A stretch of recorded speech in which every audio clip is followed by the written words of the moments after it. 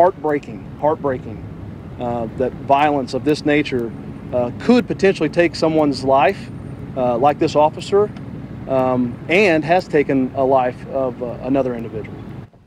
Tonight, the Independence officer hurt in a shootout with a suspect is in the hospital. That officer is 22-year-old Blaze Madrid Evans. His fellow officers say he just graduated from the Kansas City Police Academy and was still completing his field training with the Independence PD. The officer and his partner were responding to a tip near 23rd and Northern when shots were fired. Troopers say 33-year-old Cody Harrison of Gladstone was killed in the shooting. KCTV5 has team coverage of the shooting and the officer's recovery. Betsy Webster has a closer look at the emotional toll shootings like this take on officers and their families. But we get started with Nathan Vickers, who is live at the scene of the shooting in Independence. So, Nathan, what is the latest tonight? Well, Brad, police just cleared the scene on this neighborhood, so this is a very dark street and you can't see much. But police say that happened just down the street from where we're standing now. They say two officers were following up on a tip that they received about a house on this street. Now, there's a lot of homes and businesses in this area that are praying for that wounded officer to pull through.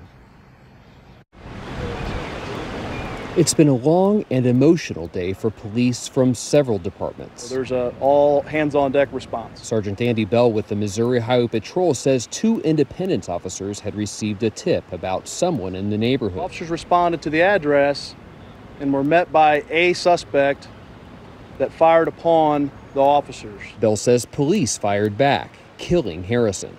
One of the officers, 22-year-old Blaze Madrid Evans, was critically injured in the shootout. For this gentleman and his family, it's heart-wrenching. Some people in the neighborhood stopped to say a prayer. Only God knows all the circumstance. I just have to pray for all involved, and it's just sad. Businesses next to the crime scene were concerned too. Whatever happened across the street has caused a lot of traffic today. Justin Davis and his customers have been talking about the incident throughout the day. It's not just because he's a police officer or just a human being, just period, you know. You don't want to see nobody lose a loved one or anything like that. And nothing worth somebody's life. The Highway Patrol is still investigating what led up to the shooting. Tonight, their thoughts are with the young officer, too. It is heartbreaking that violence of this nature could potentially take someone's life, like this officer, and has taken a life of another individual. Now, because police just opened up this street, we were able to go down and talk to some of the neighbors who live near the house where police were searching earlier today. One man told us that his wife had called police last night to complain about gunfire somewhere on the street, but they were shocked when this happened this morning. To have it happen so close to your front door is very unsettling, especially when your kid was a stone's throw away. It's very problematic. It's very distressing, and it makes you wonder what you should do next. We're going to continue to follow this story through the night. There were other people down the street who were gathered near that house as well. They did not want to speak to the media. We're hoping that more people will talk to us in the morning about what they saw and what they experienced earlier today. Reporting live, Nathan Vickers, KCTV 5 News. Thank you, Nathan. And as they deal with this, the officer's family is not alone. Betsy Webster talked with the president of the Kansas City Fraternal Order of Police about what they're doing, and she continues our team coverage tonight. Betsy. Well, Carolyn, we're here outside the Independence PD because they've asked for privacy at their local FOP lodge, where that Kansas City FOP president says people have support's been pouring in from throughout the metro, including things like food and just a shoulder to lean on. When an officer is critically wounded in the line of duty, like what happened here today to Officer Blaze Madrid Evans, the department dispatches its chaplains. But the area FOPs also dispatch their peer support staff. While we're not trained to, provide psychological services, they are trained to recognize people that are in crisis. Kansas City FOP President Brad Lemon says at least 10 agencies sent peer support teams to Independence and beyond because the impact is broader than you might think. For some people, this is going to bring up tragic moments in their own careers that they're going to remember. For others that were there and that know this kid personally, this officer's family.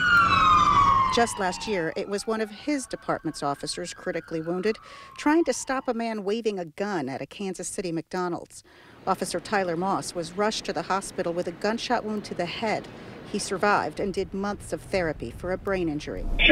In 2017, Independence officer Tom Wagstaff was shot in the head while responding to a call about a man being beaten and robbed in his home. Thank you all for coming out. He, too, survived and went through intensive therapy for brain trauma. We've been very fortunate with Tyler.